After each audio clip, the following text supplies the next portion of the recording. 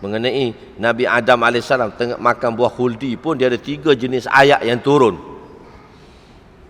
Kata wa asa Adamu rabbahu faghawa, Adam telah mendurhaka ya Allah Ta'ala, atau ayat keras. Tapi bila ayat lembut, fadasiya Adamu, Adam tu terlupa. Bila terlupa dia tak bersalah, dia tak berdosa. Tapi bila dia agak ayat keras, dia kata Adam telah memaksiati Tuhannya. Sedang kita beriktikad, ahli sunnah wal jamaah beriktikad Nabi-Nabi dia maksum. Sebelum jadi Nabi atau sebelum jadi Nabi, semasa jadi Nabi, dia tak ada selepas. Nabi dia tak ada retire. Dia mati dalam keadaan kenabian. Sebelum dia jadi Nabi, sebelum dia diangkat jadi Nabi, dan semasa dia Nabi, dia bebas daripada perkara-perkara dosa, maksum. Dan kita beriktikad dalam ahli sunnah berjemaah, kita beriktikad Nabi-Nabi adalah maksum. Tapi ada kesilapan berlaku. Kesilapan itu kita panggil dia kesilapan ijtihadi, yang mana dia tidak dikira dosa. Kesilapan ijtihadi. Kenapa berlaku kesilapan ijtihadi? Kadang-kadang Nabi-Nabi menunggu wahyu. Nabi-Nabi akan buat perintah melalui wahyu. Kadang-kadang wahyu terlambat turun. Maka Nabi-Nabi terpaksa mengikut ijtihadnya, pendapatnya. Contoh dia kepada Nabi Yunus alaihissalam. Baginda Yunus alaihissalam, dia telah dakwahkan kaum dia. Maka kaum dia tidak menerima ajaran dia. Dan Nabi Yunus telah memberi amaran kepada kaumnya, kalau tak beriman dalam masa 3 hari, azab akan turun. Kaum dia ni dah ada pengalaman. Kaum Ad, kaum Samud, kaum Lut, kaum Saleh sebelum ni 3 hari tak terima agama, Allah keluarkan Nabi itu daripada kaumnya dan Allah datangkan azab untuk hancurkan kaum tadi. Wa anta fihim, selagi Nabi itu berada bersama kaum tu, azab tak akan diturunkan. Illa qaum Yunus. Allah cerita dalam Al-Quran yang mendapat manfaat iman ialah semua kecuali kaum Yunus. Kaum lain Allah tabahkan dia, Allah hancurkan dia. Kecuali kaum Yunus, dia mendapat manfaat iman. Dia beriman dalam masa 3 hari. Jadi dia pun tangkap Nabi Yunus alaihissalam. Ditangkap Nabi Yunus, duduk dalam penjara. Dia kata kalau dalam masa 3 hari pun, kalau Nabi duduk dalam penjara, Nabi tak keluar daripada tempat kita, azab takkan turun pada kita. Itu pengalaman kita dulu. Maka Nabi Yunus AS ditangkap. Bila ditangkap, Nabi Yunus AS dalam masa tangkapan tu, dia terlepas daripada tangkapan kaumnya. Nabi Yunus lari di sempadan. Nabi Yunus keluar daripada kaumnya, lari di sempadan, menunggu masa 3 hari. Setelah kaumnya mendapati baginda Yunus alaihissalam tak ada di dalam penjara, mereka bertaubat dan memeluk Islam tanpa pengetahuan Nabi Yunus alaihissalam. Nabi Yunus tunggu di sempadan. Dia sempadan, Nabi-Nabi dia ada sempadan dulu untuk kaumnya, untuk keluarganya, sebab Rasulullah, untuk seluruh umat. Dia tunggu kat sempadan. Selepas 3 hari, azab tak turun. Sebab berita berimannya kaum Yunus alaihissalam tidak sampai kepada baginda Yunus alaihissalam. So dia kena buat ijtihad lah. Dia kena buat keputusan lah, ijtihad. Ayat tak turun lagi, perintah tak turun, wahyu tak turun. Maka Nabi Yunus membuat ijtihad, meninggalkan kaum. Tu Allah turun ayat tu. Fasbir li hukmi rabbika fala takum ka sahibil hut. Turun selalu ayat kat Nabi, cerita tentang Nabi Yunus alaihissalam. Fasbir li hukmi rabbika, Muhammad, bersabarlah kamu dalam menunggu perintahku. Fala takum ka sahibil hut. Jangan kamu tergopoh gapah sebagaimana sahabat ikan. Sebab ikan tu Nabi Yunus AS lah, sahibul hut. Nabi Yunus AS ditelan oleh ikan tu hut. Dia panggil nama ikan tu hut. Ikan tu nama Nun. Hut tu ialah spesies ikan. Hut tu ikan lah. Samak tu ikan. Bahasa Arab ni dia banyak makna. Dia luas, bahasa yang luas. Sahibil hud, kamu jangan jadi macam sahabat ikan tau. Tunggu perintah aku. Nabi Yunus AS buat keputusan dia tinggalkan kaumnya, ijtihadnya, atas dasar ijtihadnya, sebab wahyu tak datang. Dengan dia kata, selepas 3 hari, kalau aku pulang kepada kaum aku akan bertanya. Dia duduk atas ni, dia punya idea banyak sangat. Dia tak habis-habis cerita. Kita nak habis dah, saya letak bawah balik. Nanti idea dia.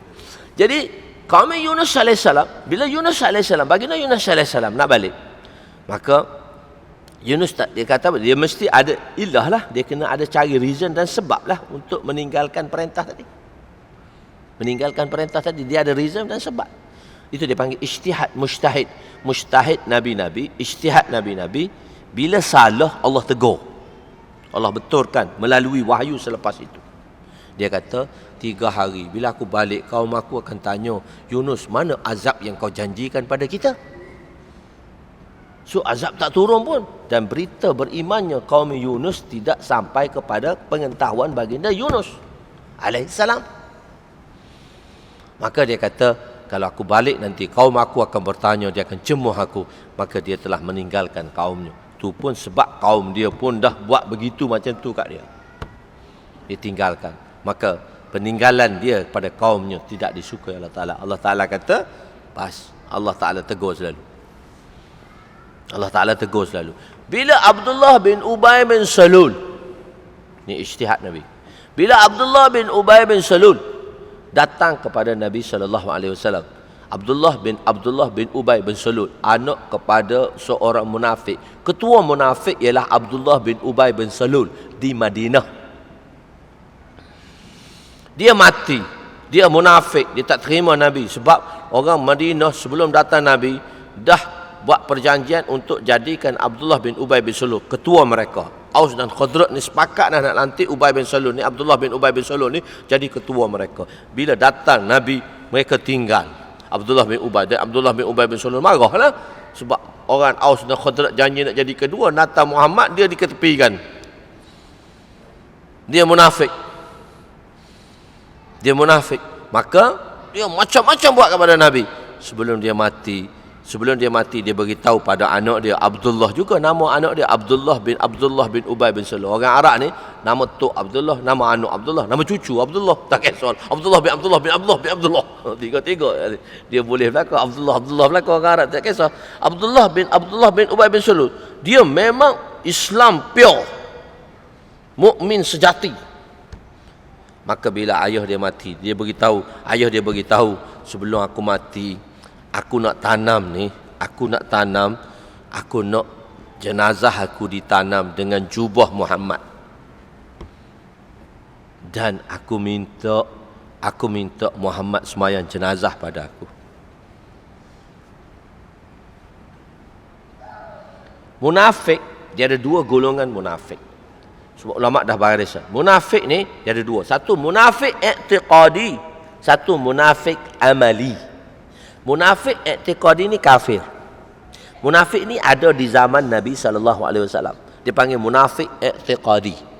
Satu lagi sifat munafik. Orang Islam tapi bersifat munafik. Ini dia panggil munafik amali. Munafik amali ni Islam, bukan kafir. Munafik i'tiqadi tu kafir. Di zaman Nabi ada 3 golongan. Islam, kafir, munafik. Munafik ni, munafik yang ada di zaman Nabi ni i'tiqadi. I'tiqad dia tu dia Islam. Dia luar Islam tapi dalam hati dia kafir. Itu maksud dia munafik i'tiqadi. Ulama dah bahagikan 2. Jadi sifat-sifat munafik. Kalau orang Islam ada sifat munafik, dia pakai janji bohong, berjanji tak tepat, bercakap berbohong, bergaduh, maki hamun, itu sifat-sifat munafik. Tapi orang Islam, maka dia tak dipanggil munafik i'tiqadi, dia dipanggil munafik amali. Secara amali perbuatan dia macam munafik i'tiqadi, tapi dia Islam.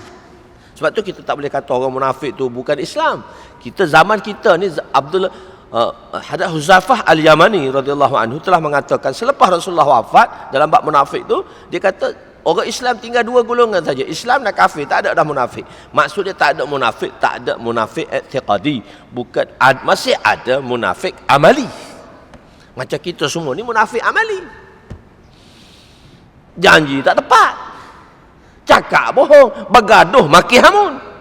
Itu semua sifat munafik tu. Sifat munafik i'tiqadi. Kalau kita ada sifat macam tu, kita munafik amali dia panggil. Sebab tu kita tak boleh kata orang munafik. Kita sendiri-sendiri pun munafik pun kita tak tahu. Kita sendiri munafik pun kita tak tahu. Sebab kita berjanji bohong. Cakap tak betul. Itu munafik amali. Okeylah, munafik amali itu Islam lah. Dia bukan kafir. Jadi munafik tu. Maka dia adalah munafik i'tiqadi, kafir lah. Tapi Nabi kata okey, dia bagi jubah dia. Nabi bagi jubah kepada anak Abdullah bin Ubay bin Salul untuk pakaikan kepada Abdullah bin Ubay bin Salul. Kapankan dia dengan jubah Nabi. Sebab Nabi kata tak apa,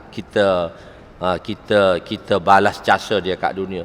Sebab munafik Abdullah bin Ubay bin Salul ni semasa peperangan Badar, dia telah memberi pakaiannya kepada Sayyidina Abbas radhiyallahu anhu kerana Sayyidina Abbas ditawan. Sayyidina Abbas masa perang Badar tu dia terpaksa datang, dia berada di pihak musuh, dia tak Islam lagi, dan dia terpaksa datang. Dia orang yang dibawa oleh orang Quraisy untuk berperang dengan Badar, dan dia bukan nak melawan Nabi pun, tapi dia terpaksa dah, dia kena pergi juga. Dia tak Islam, dia di antara ketua-ketua, dan dia terpaksa pergi. Ada orang macam tu, dia terpaksa pergi. Sebab tu Nabi kata, kalau jumpa Abbas jangan bunuh Abbas. Abbas ditawan masa peperangan Badar. Abbas ditawan oleh orang Islam, dan Abbas tidak cukup pakaian, maka Abdullah bin Ubay bin Salul telah bagi pakaian dia kepada Abbas. Sayyidina Abbas radhiyallahu anhu adalah bapa saudara Nabi sallallahu alaihi wasallam. Dia bagi kepada Sayyidina Abbas radhiyallahu anhu. Bila bagi Sayyidina Abbas, Nabi kata, aku balas jasa dia kat dunia ni kerana dia telah buat pada bapa saudaraku Abbas, supaya di sana dia tak dapat apa. Nabi pun bagi pakaian dia atas dasar tu, atas permintaan. Kena cari reason juga kenapa nak bagi. Bukan bagi atas permintaan sebab anak dia mari minta permintaan macam tu. Dan munafik yang kafir tu, iman dia tak ada manfaat pun Nabi bagi dia. Nabi bagi dia jubah pun dia tak ada manfaat dia, sebab dia tak ada iman. Sebab dia tak ada iman, dia tak beriman, dia tak ada manfaat dengan jubah Nabi. Nabi sembahyang jenazah untuk dia. Lepas tu turun selalu ayat selepas tu, mana-mana munafik selepas ni Muhammad, jangan kamu sembahyang jenazah lagi ke atas mereka. So, Nabi buat ijtihad sendiri, Nabi sembahyang jenazah. Tapi selepas tu Allah larang dah Nabi sembahyang jenazah untuk munafik. Si munafik yang kafir tu, munafik i'tiqadi tu, sembahyang jenazah Nabi semua sekali kerana tak ada beriman, bagi mereka tak ada manfaat. Tapi dengan perbuatan tu ramai orang-orang munafik telah kembali kepada Islam. Dia panggil kesilapan ijtihadi. Dalam mujtahid, dalam ulama-ulama fuqaha ada kesilapan dia, berlaku khata', tetapi kesilapan itu tidak diteguri dan dibetul sebab wahyu tak ada dah. Maka kesilapan mujtahid dalam mengeluarkan hukum dikira mendapat 1 pahala, ketepatan mereka mendapat 2 pahala. Kalau kita lah nak bagi tahu mazhab kita ni dalam ijtihad tu tak tepat, tak berdosa pun. Kalau puak satu golongan kata kamu ni ijtihad tak betul ni, tak berdosa pun dalam ijtihad tu. Kalau tak tepat pun tak berdosa pun, dapat pahala. Kalau tepat, dapat 2 pahala. Tepat tak tepat, tak ada siapa tahu. Tak ada siapa boleh buat keputusan. Sebab tu mujtahid diterima. Mungkin mujtahid di kalangan mereka ada pendapat. Sebab tu kita berpendapat. Okey, mungkin pendapat kita, pendapat kita daif lah. Tapi dia tak boleh salahkan pendapat kita. Dengan meletakkan ni salah tak boleh buat, semua salah dia buat, hak kita saja betul salah, dia tak boleh buat macam tu. Dia mesti berlapang dada. Yang jadi masalah sekarangnya, dia mengatakan kita salah, hak dia aja betul. Itu salah. Itu tak ada berlapang dada.